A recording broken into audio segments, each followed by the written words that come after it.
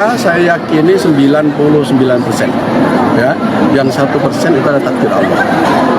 Kenapa? Karena kan sekarang sudah mengkerucut dari 10 itu sudah menjadi 5. Nah, 5 itu yang lain kan sudah milik orang lain, ya. Nah, jadi yang tersisa yang punya P3 tinggal 1, gitu ya. Sejauh ini komunikasinya seperti apa? Komunikasinya seperti apa sejauh ini, Pak? Baik sekali. Dan kemarin yang disebut oleh Bu Puan juga kan yang pertama kali ya. Bu, dari 5 itu siapa, Bu? Pertama Pak Sandiaga Salahuddin, kan begitu. Masalah. Jadi ya kan PKS juga Lebaran, sebelum Lebaran 1 hari kalau nggak salah ya, 2 hari kan juga silaturahmi ke P3, ya. Jadi kan P3 ini saudara tua dari PKS atau partai-partai yang lain, ya. Partai Golkar itu saudara muda, PDIP saudara muda, ya. Apalagi PKS, ya. P3 kan sudah 50 tahun, jadi menjadi saudara yang tertua, gitu ya. Ya jadi insya Allah menjadi referensi lah gitu, ya. Jadi apapun ada anak muda, tapi kan yang orang tua kan harus diutamakan dulu, gitu ya. Nah, jadi tapi nggak masalah nggak sih Pak kalau Pak Sandiaga jadinya ke PKS gitu? Ya? Kalau Pak Sandiaga jadinya ke PKS? nggak ada masalah, nggak ada masalah.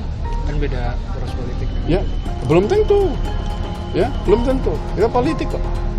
Pada suatu saat kita berbeda. Saya bekerja lebih keras lagi. Kemarin pemerintah yang sampai 82%, sementara indikator pasar mereka yang melewati 92% itu adalah modal. Tapi kita jangan terlena, jangan berhenti di sini, tapi kita harus terus beri manfaat kepada masyarakat.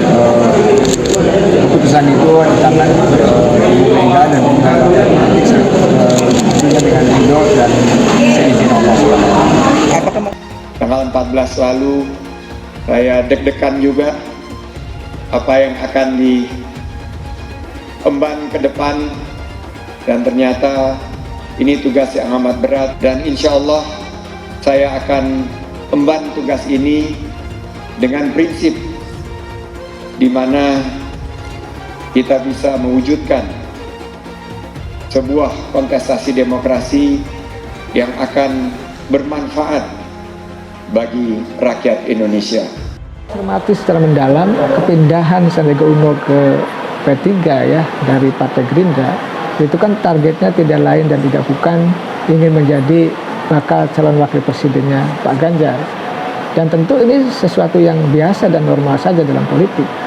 Nah, tetapi itu kan tidak mudah. Saya mendengar Bu Megawati menolak ya Sandiaga Uno menjadi cawapresnya Ganjar.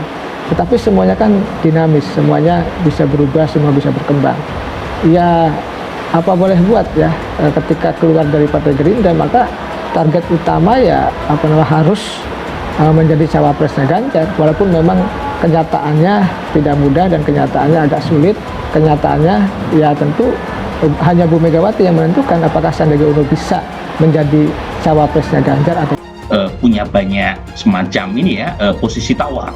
Pertama secara elektoral, Mas Sandi termasuk top 3 cawapres yang dipilih oleh publik, ya. Kemudian yang kedua, Mas Sandi juga punya Islamic credential, paling tidak setelah dibaiat oleh Mas Awi ya sebagai kader P3, otomatis punya itu semacam Islamic credential, tokoh dari Partai Islam. Yang ketiga, bagaimanapun Mas Sandi dari luar Jawa. Buat Ibu Mega penting untuk memadukan kombinasi Jawa luar Jawa, nasionalis Islam, dan terakhir tentu ini elephant in the room ya, Mas punya loh. PLT Ketua Umum P3 buka keran kolaborasi Anies Baswedan Sandiaga Uno. Dikutip dari banjarmasin.co.id Surabaya, PLT Ketua Umum P3 Mardiono menyinggung relasi Anies Baswedan dan Sandiaga Uno ketika memenangi Pilkada DKI 2017.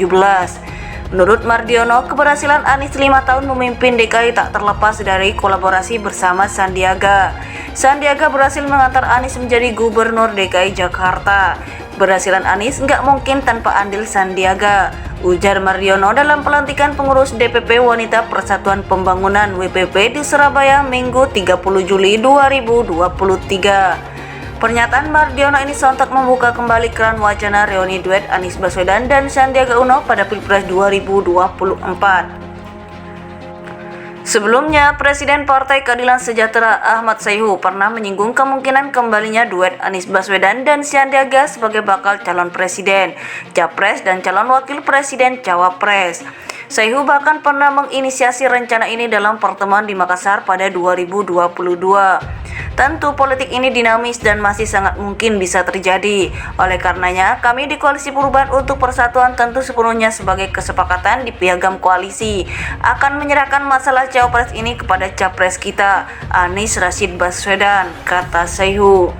PKS menilai peluang kolaborasi antara Anies dan Sandiaga bukan sebuah kemustahilan. Hasil survei internal PKS masih memotret Sandi sebagai salah satu kandidat pendamping Anies. Sandi sendiri pernah menyatakan kerinduannya berkoalisi dengan PKS. Saya berjuang dengan bersama PKS ini sudah berkali-kali ya. Dan terbukti teman-teman PKS ini berjuang dengan hati, pejuang yang sangat pantang menyerah, tidak kenal lelah, dan rasanya ingin kembali berjuang dengan teman-teman PKS, kata Sandiaga Uno. PLT Ketua Umum P3 Mardiono menyinggung relasi Anies Baswedan dan Sandiaga Uno ketika memenangi Pilkada DKI 2017. Menurut Mardiono, keberhasilan Anies 5 tahun memimpin DKI tak terlepas dari kolaborasi bersama Sandiaga. Sandiaga berhasil mengantar Anies menjadi Gubernur DKI Jakarta. Keberhasilan Anies nggak mungkin tanpa andil Sandiaga, ujar Mardiono dalam pelantikan pengurus DPP Wanita Persatuan Pembangunan WPP di Surabaya Minggu 30 Juli 2023. Pernyataan Mardiono ini sontak membuka kembali keran wacana reuni duet Anies Baswedan dan Sandiaga Uno pada Pilpres 2024. Sebelumnya, Presiden Partai Keadilan Sejahtera Ahmad Sayhu pernah menyinggung kemungkinan kembalinya duet Anies Baswedan dan Sandiaga sebagai bakal calon presiden, capres, dan calon wakil presiden, cawapres. Sayhu bahkan pernah menginisiasi rencana ini dalam pertemuan di Makassar pada 2022.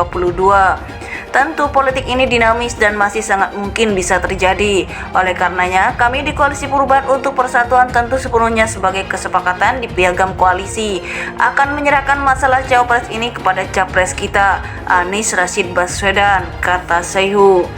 PKS menilai peluang kolaborasi antara Anies dan Sandiaga bukan sebuah kemustahilan. Hasil survei internal PKS masih memotret Sandi sebagai salah satu kandidat pendamping Anies. Sandi sendiri pernah menyatakan kerinduannya berkoalisi dengan PKS. Saya berjuang dengan bersama PKS ini sudah berkali-kali ya. Dan terbukti teman-teman PKS ini berjuang dengan hati, pejuang yang sangat pantang menyerah, tidak kenal lelah, dan rasanya ingin kembali berjuang dengan teman-teman PKS, kata Sandiaga Uno.